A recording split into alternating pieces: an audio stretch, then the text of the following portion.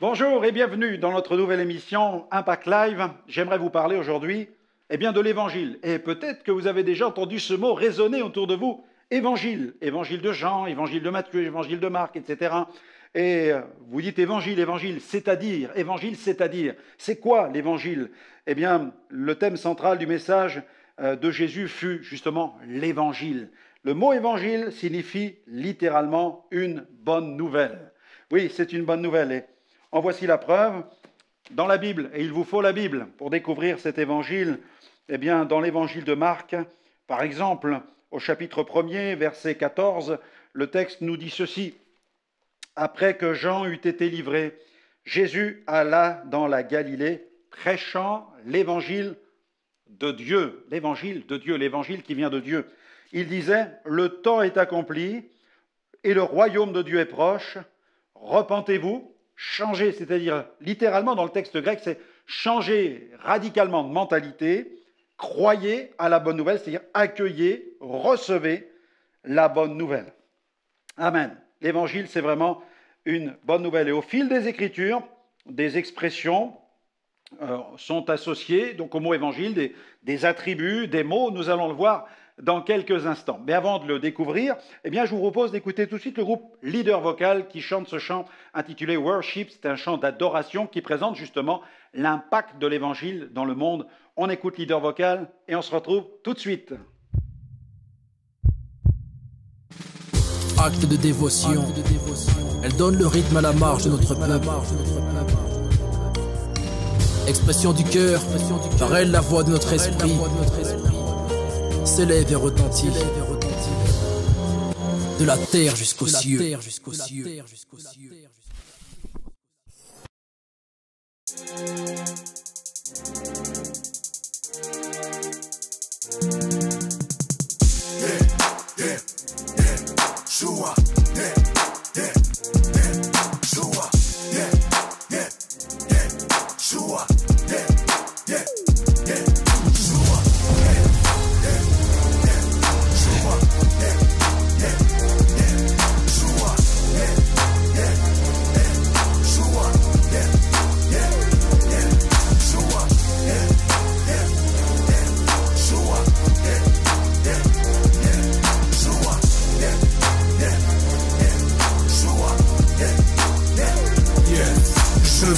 Pour le king, vita pour le king. Je cherche les mots mon frère pour te dire combien grand est le king. Le nom au-dessus de tout nom, oh ça c'est le king. Il est l'alpha et l'oméga, Jésus est le king. Le chemin, la vérité, la vie, le matin du verbe Emmanuel est parmi nous, c'est pour les coups, je fais chez les genoux grecs. Car je me verge comme le winner des teams. Vide mon chargeur. Sauvé de l'erreur d'une vie au cœur de l'horreur. Combien j'ai perdu du temps pourtant à la recherche du bonheur. Esquivant chaque jour le malheur, pisté par l'exterminateur. Yeshua mon libérateur a fait de moi son serviteur. Hey, every day sur le chemin je progresse. La vie un jeu de piste, je suis un repris de justesse. Et même si beaucoup près de moi veulent me voir tomber, je lance pas de SOS. Une chose concourt au bien de ceux qui aiment Dieu. Tu crois que tu blesses, tu te rabaisses. Élevé, toujours en place. Élevé, une vraie menace contre le système diabolique. Toujours en place. All the time. Just wanna worship you.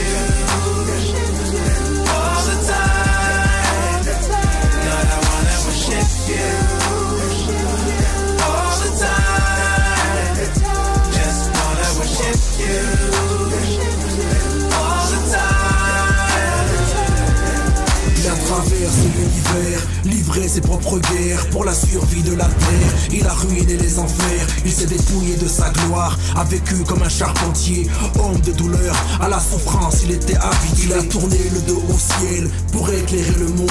Il a accepté d'être trahi pour sauver notre monde. Il s'est fait insulter sur la croix mais a sauvé l'un des condamnés.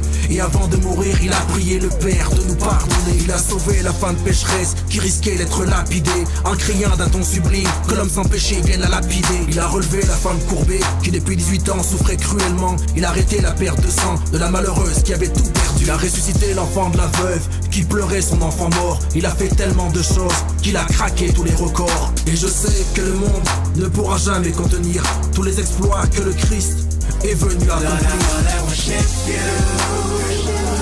All the time, just wanna worship you.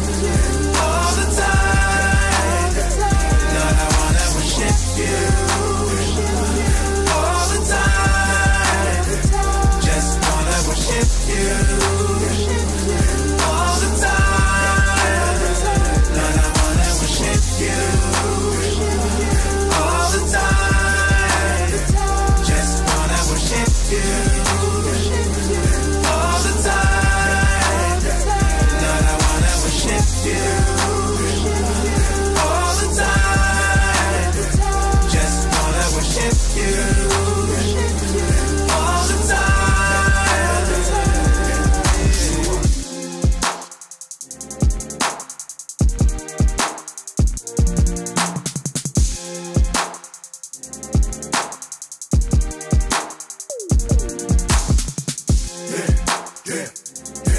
Shua, Shua, Shua, Lord, I wanna worship you all the time. Just wanna worship you all the time. Lord, I wanna worship you all the time. Just wanna worship you all the time.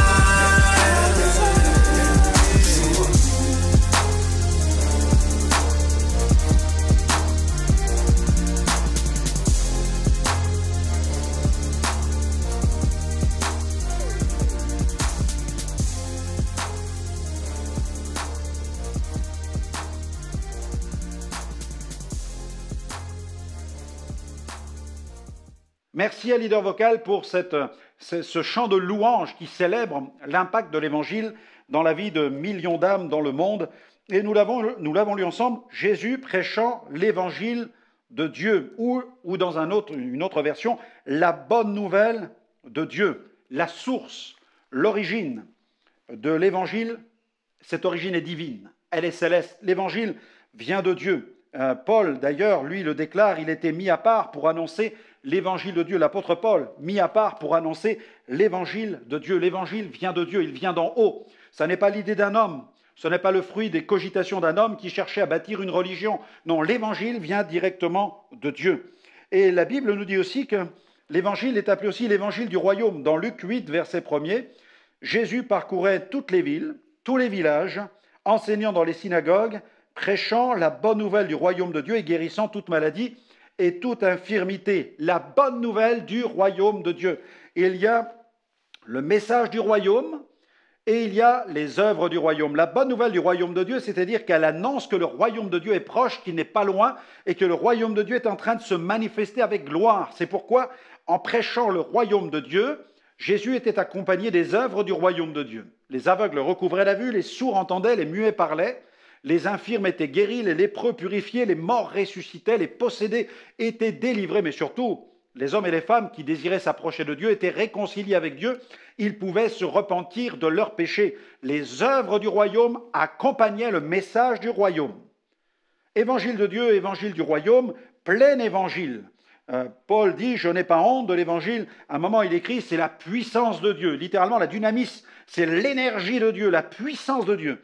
Et un célèbre revivaliste, George Jeffreys, évoquant l'évangile, eh bien, l'expliquait comme étant un évangile avec 4 angles bien définis. Jésus sauve, Jésus guérit, Jésus libère, Jésus revient bientôt. C'est un message tellement carré, tellement clair pour nos esprits. Oui, Jésus guérit.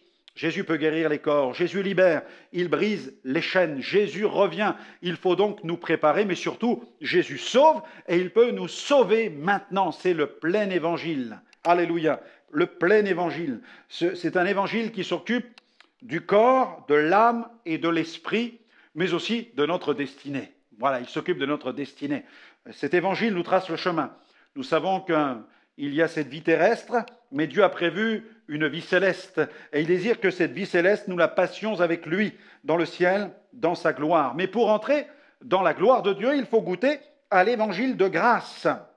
La Bible nous parle, et Paul l'a évoqué, l'évangile de la grâce de Dieu. Et l'évangile de la grâce de Dieu s'illustre par le sacrifice de Jésus et la grâce accordée aux pécheurs.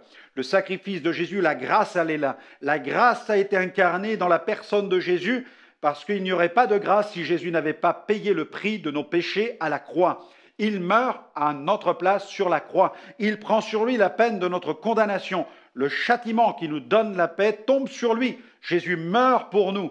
Le sacrifice est là, la grâce est là, elle est juste en face de nous. Dieu nous offre la grâce. Et le pécheur peut goûter à la grâce en plaçant sa confiance, en acceptant, en reconnaissant que Jésus meurt pour lui et en prenant la décision de ne plus vivre dans ses péchés, mais maintenant de vivre à la gloire de celui qui est mort pour lui sur la croix, l'évangile de la grâce de Dieu.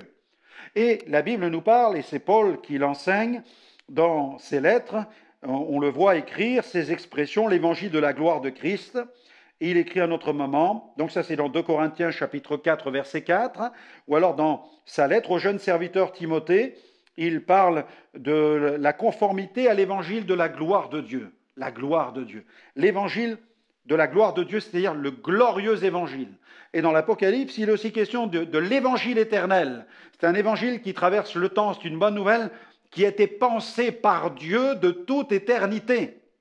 Ah oui, ça n'est pas une idée de Dieu, un plan de secours de dernière minute, mais de toute éternité, Dieu avait déjà résolu que l'évangile serait le message du salut pour l'humanité. C'est un évangile éternel, il traverse les siècles, il traverse toute l'histoire de l'humanité. C'est un évangile glorieux parce que cet évangile est centré sur la gloire de Christ, Christ qui est venu sur la terre, qui est mort sur la croix, qui a vaincu nos péchés à la croix, qui a été placé dans le tombeau, qui a vaincu la mort en ressuscitant le troisième jour et qui est remonté dans sa gloire. Il est sur le trône des trônes, il répand le Saint-Esprit pour nous convaincre de péché et ainsi nous conduire dans une rencontre personnelle avec Dieu. Voilà la gloire. Nous sommes sur la terre, Jésus a triomphé, il est en haut et cet évangile de gloire nous tire vers le ciel, nous attire vers le ciel, nous permet ainsi de quitter le monde du péché, le monde des ténèbres, pour découvrir le monde de la lumière. C'est pourquoi Paul a écrit d'ailleurs, il nous a transférés du royaume des ténèbres pour nous conduire dans son admirable lumière. Évangile de Dieu, évangile du royaume, plein évangile, évangile de grâce, glorieux évangile, évangile éternel, ça c'est une bonne nouvelle. C'est une bonne nouvelle pour vous qui m'écoutez et je vous invite véritablement à faire la paix avec Dieu. À faire la paix avec Dieu, parce que pour que cet évangile soit une vraie bonne nouvelle, il faut qu'il soit reçu. L'évangile n'est plus bonne nouvelle quand il n'est pas reçu. Comment une bonne nouvelle peut-elle rester bonne nouvelle si elle n'est pas reçue ? Vous saurez qu'il y a une bonne nouvelle, vous ne l'auriez pas reçue ? C'est une folie. Mais cette bonne nouvelle, recevez-la maintenant dans votre cœur, et la bonne nouvelle va produire une œuvre nouvelle dans votre existence. Demandez simplement pardon au Seigneur, là où vous êtes, pour vos péchés. Dites-lui, Seigneur, pardonne-moi, purifie-moi, change mon cœur, Seigneur. Lave mon cœur dans ce sang qui a coulé à la croix. Purifie-moi par ton sang et mets en moi ton esprit afin que je vive une vie nouvelle qui te glorifiera et qui sera conforme au contenu de ta parole, la Bible. Amen. Amen. Dieu a entendu cette prière et je suis sûr qu'il va la confirmer en commençant cette œuvre de transformation. Que le Seigneur vous bénisse et n'hésitez pas à nous retrouver dans une prochaine émission pour écouter ce glorieux évangile.